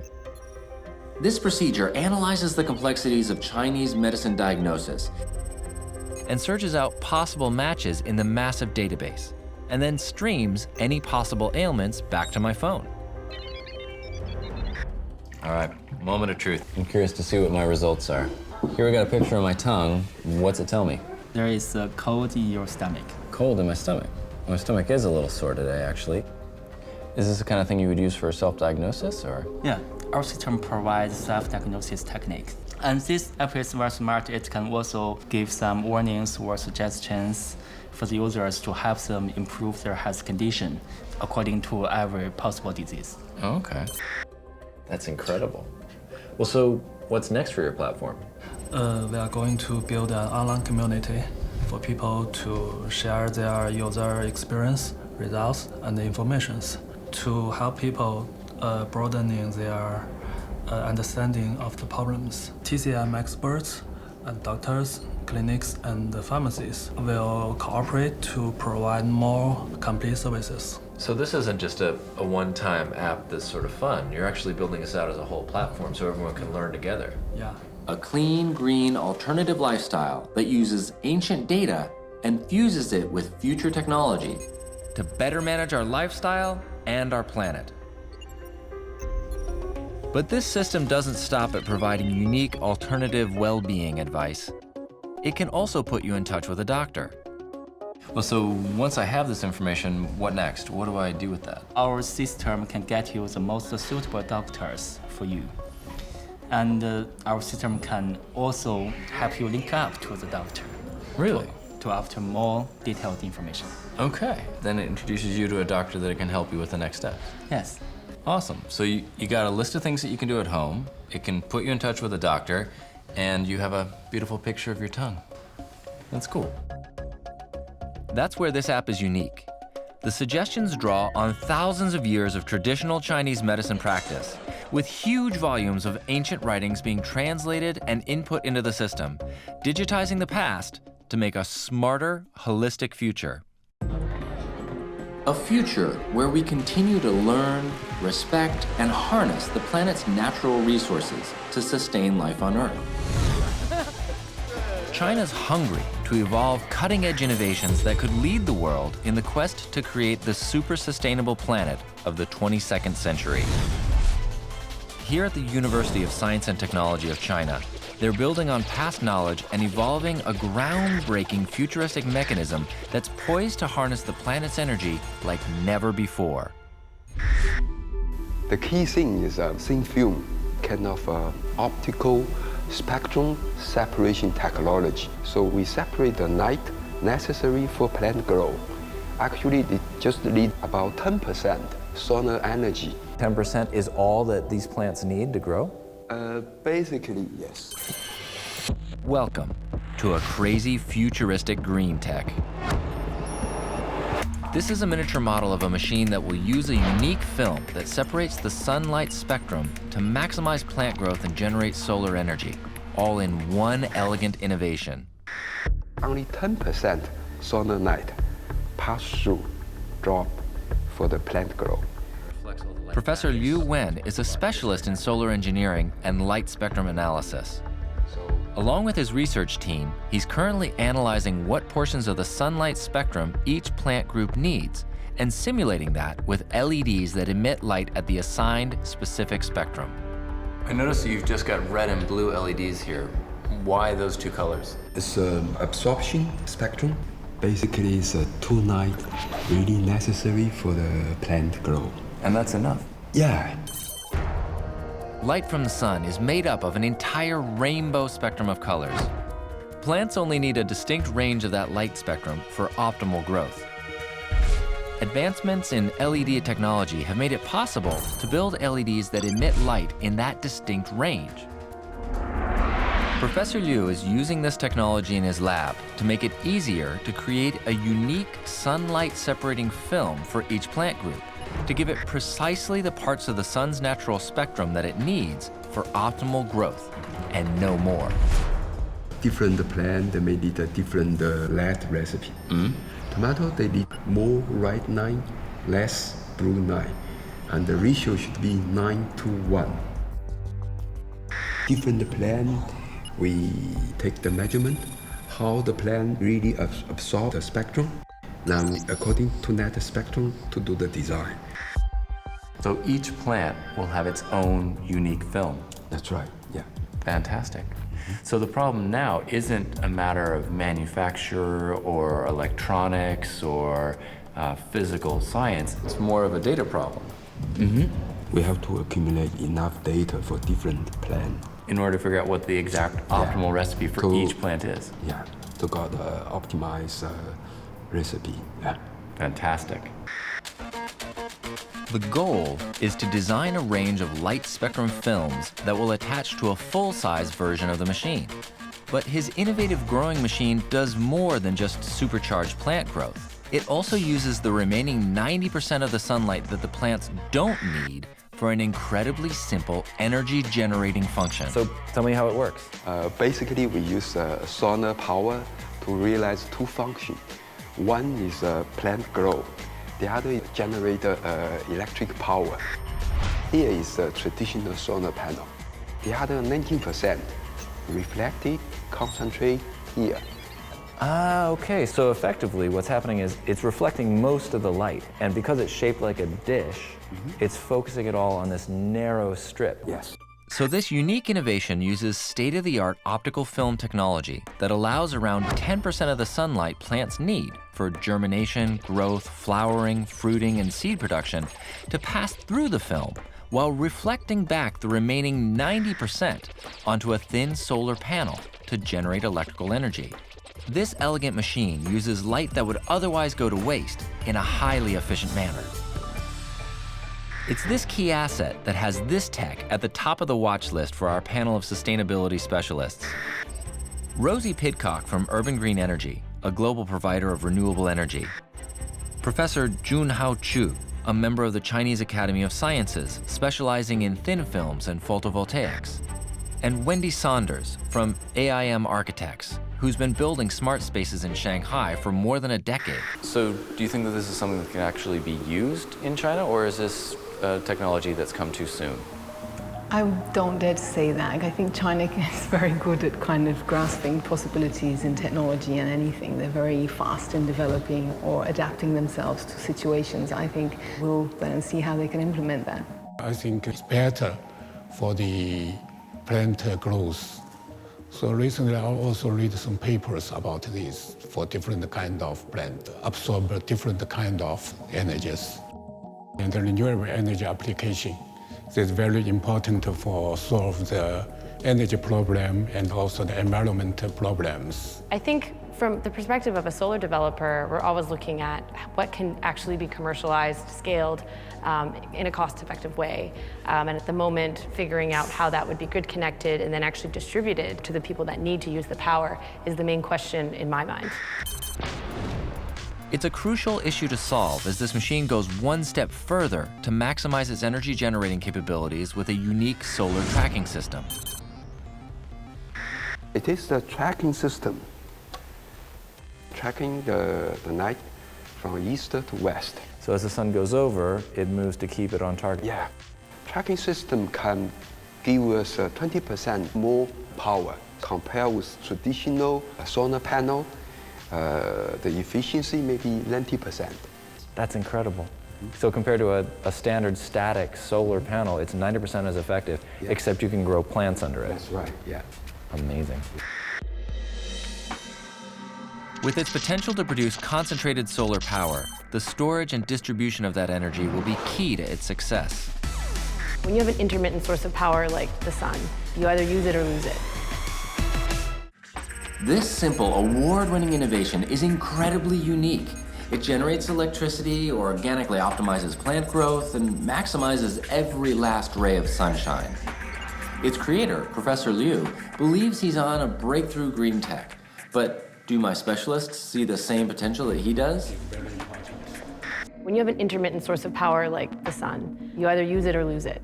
And if you can't store it and use it later, then you'll lose it. And I think China's playing with some really interesting models around distributed energy, whatever the source, solar, wind, ground source heat pumps. Recently also created some idea is internet in energy. So this is also important. Just combine the solar energy, wind energy, and also other kind of energy together in some distributed regions for the renewable energy application. The Internet of Energy concept is a connected world of embedded devices that use energy, and as important, those that generate energy. This system is a sophisticated ecosystem with the sharing of resources a key aspect, one that Professor Liu's technology could easily tap into. So you produce that energy in this marvelous new little bit of tech. Now say, for example, this was a farm that was producing corn, and a fleet of trucks would come to pick up the corn, and there were electric trucks. If the power from the tech could go into batteries, and when the trucks came, they could charge their cars, then you would have a system of energy and transportation, and now food going to where people need it, all working in harmony. Now the question is, what happens when that truck leaves the farm? Where does it stop to charge on the highway? And that's where I think Dr. Chu is getting at more of an overall systemic approach. How are we looking at getting these things to work together? But if you applied China's goals on electric vehicles and smart agriculture, I think you could find a match. It's really bringing together these ambitious programs that China has at the policy level together, united by an innovation like this, and I think China could absolutely use it. So these are, I think, very good innovation. The potential is clearly huge, connecting energy generators and users to produce a super efficient and super sustainable model for the future. As Rosie said, the convergence of plug-in or electric vehicles with embedded technologies able to communicate with energy stations to refuel where and when they need it will transform our energy use. If this tech converges with autonomous driverless vehicles, it could totally revolutionize the planet. Welcome to the smart planet of the future, where technology, digital data, and the convergence of old technology with new innovation is set to transform every aspect of life on Earth. And even the motor vehicle is undergoing one of its most radical transformations as data, energy, and smart technology converge. This is the SAIC Motor Company's vision of the future, their MG-IGS. A vehicle connected to the smart world around it to make our futuristic lives more efficient and safe. A car that can plot the fastest route, avoid congestion where possible, safely navigate around obstacles, find the nearest refueling station, and even park itself when you get home at the touch of a button. The engineers at SAIC are making huge strides towards transforming this dream into reality. This is one of their prototype smart vehicles. And this is Xi Fei, Chief Engineer for SAIC's Autonomous Vehicle Program. And Wenhao Wang is the General Manager driving the development of the program. They're happy to share a little techie intel with me, but they're understandably twitchy about sharing the real-time data that the car displays on the onboard screens. This here is the data that it's getting from the different radars. Yeah, here you can see the lines. The lines are the lane markings. We have different types of the sensors which is mounted on the vehicle to observe the 360 degree. So you can serve all the way around the car? Yes. Wow, that's better than I can do when I drive. This vehicle's pimped out with a plethora of remote sensing technologies, from wave radar, infrared optical sensors, and the roof-mounted Death Star-like LiDAR sensor. This futuristic tech has everything going for it. Everything except a driver. The car's driving itself totally safely. I mean, it's just cruising along. Oh, yep, we're getting past. And you can see that this car knows that it's there. And it's pulling up in front of us. And now our car's keeping a safe distance between us and them. This car's actually a pretty good driver. The ability to analyze and respond to the environment around it autonomously is hugely impressive. And that is why SAIC believes driverless cars like theirs will have a huge impact on energy use in the future. One inconsistent driver, braking and accelerating, can cause a domino effect capable of causing massive traffic congestion behind it up to 80 kilometers away. The impact could be 2,000 to 3,000 vehicles, wasting huge volumes of time and electricity, and for those still running on fossil fuel, emitting way more unnecessary CO2. The solution? A digital high-tech brain behind the wheel. So, are my specialists as excited about the impact of this vehicle as I am? Here to provide a critique is traffic engineer Professor Wenjing Ma from Tongji University, and Dr. Mariela Alfonso, a specialist in urban planning and design. 这种技术的应用可能会对交通产生非常深远的影响，而且这也是一种不可逆转的这个智能车辆也好，智能交通也好的一个重要的潮流。 对于这个技术来讲，如果说我们需要有 cost， 主要的问题在于我们怎么样去建设一些基础设施，能够让这样一些车辆更好的行驶，更好的为我们服务。Do you agree? I mean, for me, I look at things from a triple bottom line perspective. So I try to understand the environmental value, the people value, and the economic value. My work is focused a lot on quantifying the economic value of walkability into the places that allow people to walk. And walkability has so many other co-benefits. It has environmental co-benefits. It makes us happier. We interact with our neighbors more. And then there's the physical aspect of it from a health perspective. You know, walkability is kind of a simple tool that we can use to enhance the triple bottom line. I take Mariela's point that existing personal transport innovation needs to extend to alternative options beyond smart cars. But autonomous vehicles are set to explode into the mainstream nonetheless. Why? Because they've got one crucial dynamic going for them that us humans are struggling to accept. They're evolving to be much, much smarter than a human driver. The convergence of old innovations with super green high tech is set to revolutionize all aspects of life on Earth. None more so than in the automobile industry. The evolution of the autonomous car isn't about convenience for humans. In fact, the biggest benefits are energy efficiency and safety. These futuristic vehicles are a smart, green, high-tech commodity that's evolving. Oh, I can see here you have an actual camera view. Yeah, this is camera view. Down here is the result which come from this sensor. Ah, so this is a composite image. Yeah. Interesting, with an overlay of the prediction of the car. Yeah, yes. It's wild. You can kind of see how the car is thinking about the road.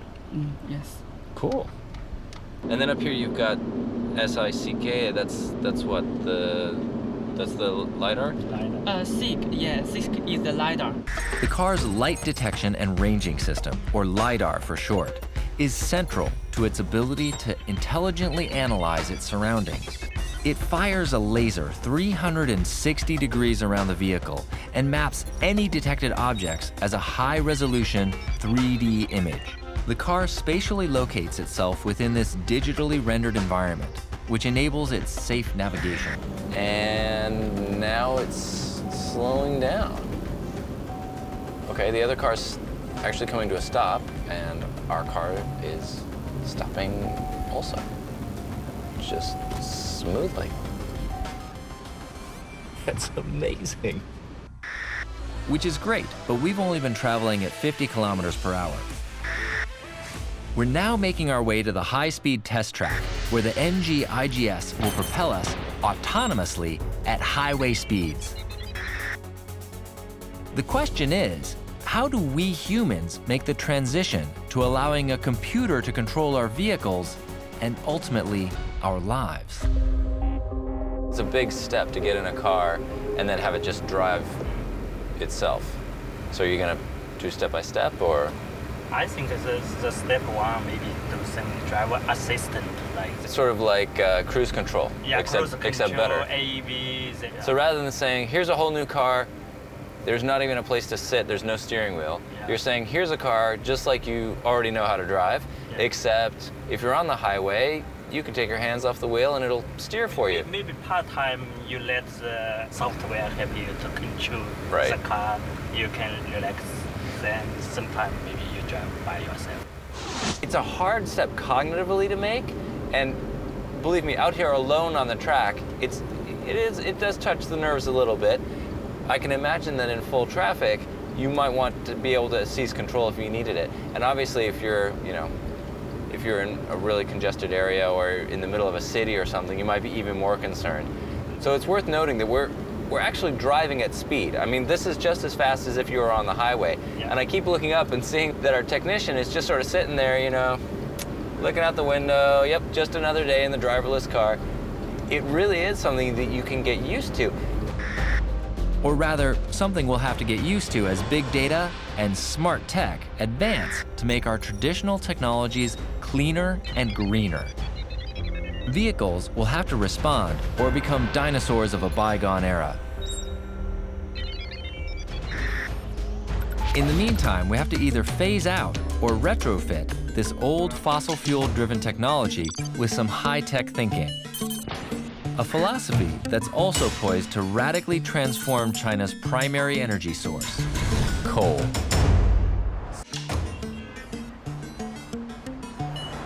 So we know that coal is tremendously polluting. It's a huge issue. 70% of China's power consumption comes from this stuff.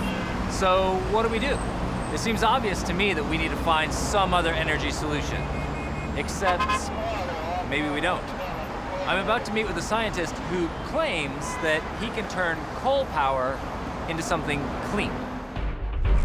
On the outskirts of Shanghai, the Guangzhou coal power plant is one of the largest in the world. It comprises 3 phases, all independently operated, and its stage 3 is China's flagship coal-fired power plant. This is the home turf for Wei Zhongfeng, a self-taught engineer who rose through the ranks to become chief engineer and general manager. His mission? To roll out clean, green coal power across China. If we use it in cleaner way, we call the coal can be green, can be clean. Wei Zhongfeng's initiative saved the plant more than 1 million metric tons of coal a year and reduces emissions well below the national standard. He knows the world can't discontinue coal power plants overnight, but he's convinced we can greatly reduce emissions to buy the planet time. We have to do something to prolong this period and let our children and children's children to find a new sustainable energy. That's our duty. That's our jobs. Wei Zhongfeng has spent the last 7 years developing smart green tech systems, boosting efficiency and reducing toxic emissions to an astonishing new low. We already developed a lot of the new technology to improve the unit efficiency and reduce the emission. Now, the emission of the unit even lower than the gas turbine. In China, the limit for emissions, or microscopic pollutant particles in a gas turbine, is 50 milligrams per cubic meter. This coal power plant emissions are already lower than 20. That's less than half of the limit for gas, usually considered the cleanest fossil fuel. The results are incredible, but he's hoping to make his emissions even lower. Lower than even a gas-powered turbine. You can look at this overview is green, but Our power plant are always green. Yeah. If all the power plants do like ours, I think the viewing is, it will be better than now. So how has he reduced emissions to such a dramatically low level? Simply put, his green tech innovations retrofit the traditional power plant by modifying every stage of the process. The cumulative effect of redesigning feed water heat pumps, optimizing turbine back pressure, revising how the boilers start up, remodeling of energy extraction technology, cutting-edge microcomputers for better filtration control, and even simple steps of providing better seals to stop air leakage, all add up to the most efficient and clean, almost green, coal power plant in China. We always looking for the future. We will develop the new technology and put the unit efficiency higher and higher and reduce the emission lower and lower. Okay, so this isn't my area of expertise, but the ability to take coal power, which is the majority of power source for most countries, and make that clean seems pretty good. China made a commitment at APEC last November. They said, we will produce 20% of our energy from renewables. That still leaves another 80%, which is going to come from natural gas, and it's going to come from coal. So this isn't a panacea, this isn't a Band-Aid that's going to fix everything, but it could be a good step along the way. We need to pay attention to develop the renewable energy. And gradually, slowly to increasing the percentage of renewable energy application. Yeah, balancing the two, I think everyone agrees and recognizes that we need to shift to a more sustainable model. However, trying to undo or transition into something that is clean and green is much easier said than done. Every country has to play that balance very carefully. Wei Zhongfeng's work at Guangzhou is a clear demonstration of how the way forward doesn't always come from brand new products. Sometimes, the smart option is to create a bridge between the old and the new, a transition between today's reality and the dream of a cleaner, greener planet. China is a developing country. We have to do something more, to study more, to take more responsibility for the society, for the world. Like so many of the green tech innovations I'm witnessing in China, the evolution of new technology is often found in the merging of old tech with new innovation. A clean, green, digitally connected planet of the future is a world where its inhabitants harness technology and the planet's incredible natural energy to sustain life on Earth. Professor Kong Jin-yu has a pretty impressive CV with a doctorate from Harvard and countless international awards. He's one of China's smartest urban designers, and he's tackling his greatest challenge yet, bringing megacities back in line with the forces of nature. 400 out of 600 cities running out of water. You have flooding in summer and drought the rest of the time. That's right. This sounds really good. Keep going. We have a very serious problem. We have very serious. It's a crisis, I would say. It's a water crisis issue. This is a national flood risk analysis. And these marks here, these show population density? No, these are flood risk. But that's where those are the most heavily populated areas. Yeah, exactly. So wait a minute. Yeah. So we built the most dense urban areas in the planet exactly in the wrong places. That's right. 70% of the Chinese population is basically living in the flood zone. The Chinese government had to invest billions of dollars every year, try to build a concrete wall and reservoir and the dams to keep the water. But you're just bailing out the ocean at this point. I mean, you've built your cities in the worst possible spot. How can you solve that by trying to pipe it all out? That's right. That's why we say we need a new solution. Our solution are sponges that hold water during the monsoon season. We call it a sponge system. Okay, so you've got widespread flooding, widespread drought, you've got extremely widespread pollution, and you're gonna solve it with a sponge. Yes, yeah. I like how he thinks. Yeah. Every year, China comes face to face with a devastating double-edged sword: monsoon floods and ironically, a massive clean water shortage in over 400 cities. It's a huge problem, and one the Chinese government is determined to resolve. Enter Professor Nguyen and Turnscape, a 600-strong team of first-class landscape architects with a holistic environmental approach. It's got to be enormously satisfying for you to see that the idea has grown so well. It's a methodology that takes the concept of a massive green sponge that will soak up and hold monsoon rains when they arrive. This is the dawn of the Sponge City movement, a massive project that is dramatically altering China's cityscapes. In preparation for the 2010 Shanghai World Expo, Turnscape converted an old factory wasteland into an ecological experiment, the Shanghai Hotan Park. A 14-hectare band, less than 80 meters in width. On one side, a grade 5 polluted river, the very bottom of the scale. On the other, one of Shanghai's major highways. Old concrete barriers were pulled down and replaced with 93 different species of plants. The resulting wetland retains the water rather than diverting it, much like a sponge. And it's more than just a pretty face. This living, breathing, cleaning machine filters up to 2,400 cubic meters of polluted water a day.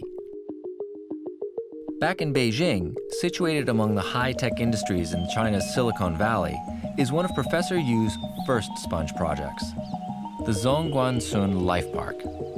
It turned out to be so beautiful. Yeah, I was amazed by this today. I didn't come here for a long time. No, it's... Yeah. So this is 15 years old? It's 15 years old. It's got to be enormously satisfying for you to come back after 15 years and see that the idea that you first implemented has grown so well. We use this method of river edge to replace concrete to deal with the flood. Take all this hard stuff out of here. We'll put in living material, these reeds. You get a sponge, all right? You get soft. When you remember you're in the car, you have a seat, you have a sponge. When you hit, you're really soft. Basically, it's a Chinese philosophy, like Taiji, soft, not strong. Because when you're strong, the enemy will become stronger.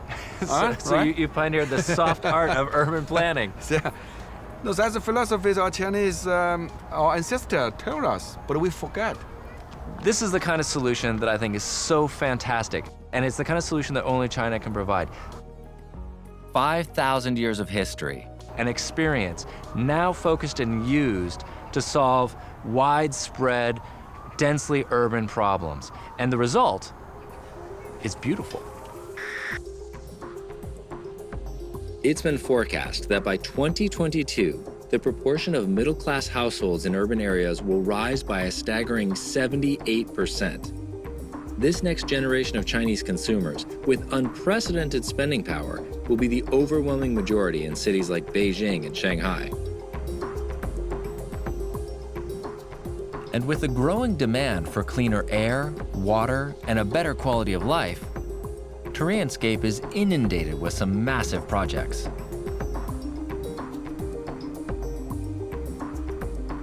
You're building this now? Yeah, we're under construction. And not only with this one, we have more than 10 projects, similar projects under construction. Yeah. That's amazing. So this is a real solution that you're rolling out throughout China. That's right. And now this solution become a national movement.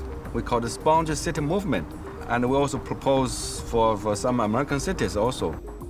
Putting this sort of solution in place, I can't see any downsides, and the upsides are enormous. What am I missing? I don't think there's a lot to say. I think they should just actually implement it everywhere.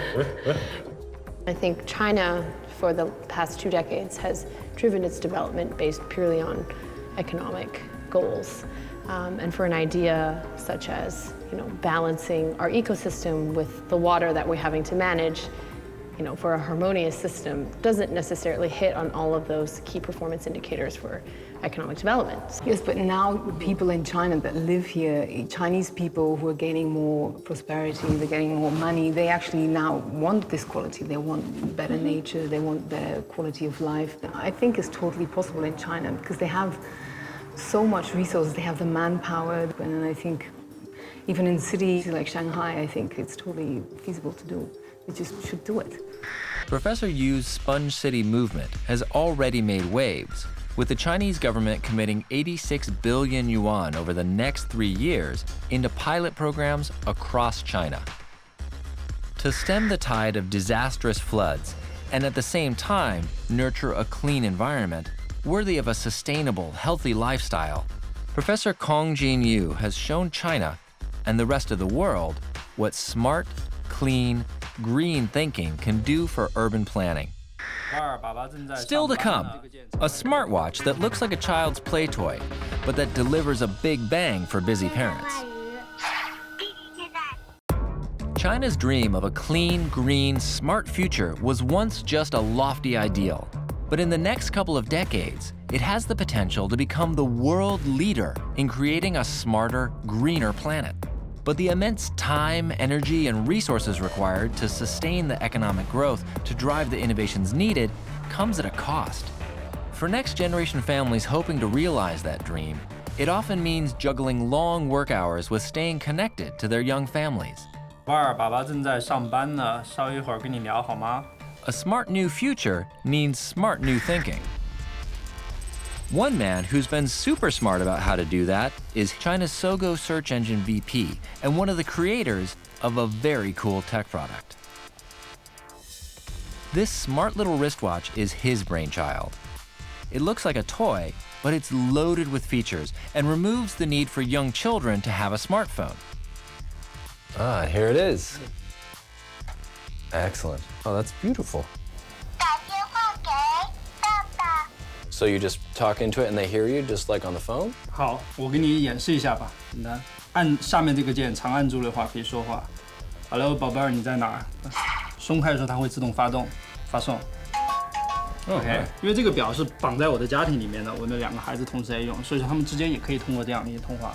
当你看到这个消息的时候，你点一下下面那个按键就可以播放。Hello， 宝贝儿，你在哪儿？ Oh, excellent. I can do the same in reverse. 对，你可以试一下。Hello, hello. Yeah. Hello, hello. Oh, fantastic. Each watch requires a mini SIM card. Voice messages are recorded and sent via a messaging function through the mobile network, their parents' phone, and vice versa, regardless of the distance, and it's lightning quick. So I know there's a lot of reasons why families are having a hard time staying in touch with their kids. Is that what you built this to solve? 最早的时候，因为我自己是一个父亲，大概在2年前的时候，因为工作是非常的繁忙，所以说很少有时间来陪自己的孩子。所以那个时间就是想说，是因为我自己本身是做技术的，我在想能不能做一个这样的一个产品来去解决我自身的一个需求。你在画什么呀？我在画鱼。然后问了一下我周围的朋友或者是同事，发现大家都很有这个共鸣，所以说我就想尝试一下做这样的一个产品来满足我自己的一个需求。Yeah, you know, that makes a lot of sense. China's got an unprecedented opportunity for people to go out and actually make money. But along with that comes long working hours, long commutes, a lot of time away from the kids. It's challenging. The team at Sogou have now produced 2 models under the Timo brand. The T1 watch, for 2 to 5-year-olds, has GPS tracking and a live chat function that's only available between parent and child. The T2 is for 6 to 9-year-olds, featuring live chat, phone calling, and a unique first for China, education content notification functions. Now, the team are about to launch their latest version, the Candy Cat M series for 10 to 14-year-olds. What does the new model do? 它主要面对的它的特点是，主要是有一个更高清的屏幕，可以有更多的这种交互上面的一个显示。那么同时，它也继承了我们汤猫系列的一个跟孩子的一个互动，包括它的一个情感上的一个交流的一个设计。那么当他戴在手上的时候，我们还为他做了一个小的一个摄像头，那么它可以记录孩子们每天生活中遇到的这种有趣的事情，把它传回到家长。那么家长一看到这个图片之后，可以知道孩子们看到了什么，发生了什么，他们可以产生各种交流互动。Cool, very cool. What began as a simple communication idea has evolved into a full-blown communication channel between children of all ages and busy parents without the need for a smartphone. This technology is leading the market in instant chat accessibility and is now developing more educational features which link into the school system. It also has the ability to send and receive communication between the teachers and parents, creating a super advanced education ecosystem. An innovation that is just one of a phenomenal volume of inventions that are paving the way for a smarter, clean, green China. From revolutionary technology that has the potential to supercharge food production into the 22nd century. Ideas that could radically transform energy production to power the cities of tomorrow. Smart, autonomous vehicles that make transport more comfortable and safer. The goal? A super clean, green, smart planet to herald the 22nd century. Transitioning China from its immense industrial and economic momentum and into world-changing focus on technological innovation.